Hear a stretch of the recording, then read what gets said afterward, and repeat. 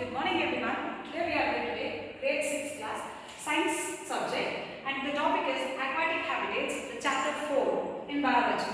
So in the last class we have seen about the habitats, marine habitat. In the last before classes we have seen about the habitats that it has a terrestrial habitat, aquatic habitat and many types of habitat and what are the special characteristics we have seen. So in this class we are going to see about the marine habitat. What is marine habitat is nothing but it is an aquatic habitat.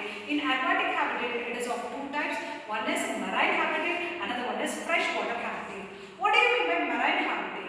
Marine habitat is that which the animals or the plants live in the oceans, in the large water bodies or in the large water reservoirs that are called marine habitat. Coming to this marine habitat, the 3/4 of the earth was surrounded by the water. So many of the plants and animals live in the water. This was the marine habitat. So coming to the special features of the marine habitat is that oceans are the marine habitats and the different parts of the earth have different environments. So in the different parts of the earth you have a different types of environment, not only in the water, not only in the terrestrial, some live in the land as well as in the water, both also will be present. And coming for the next one is that oceans or the poles have the icy cold water. I told you the land plants and animals and ocean plants and animals, even though in the cold region or the ice cold water region, we move from poles to the equatorial temperature,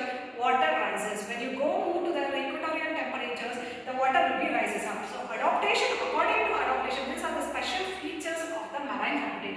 According to the adaptation in plants and animals, coming for the adaptation, you can see that ocean or in water means that is of varieties of fishes and very different types of fishes can be seen, and the fishes like whales and dolphins can be seen there, and even the plants can be seen, and that plants are mangrove plants, and coming for the fresh water, and here you can see the respiration as small fishes can respire the dissolved oxygen which is present inside the water, and that can be respired. But coming for the big size or the big whales, it can be respired with the help of the lungs.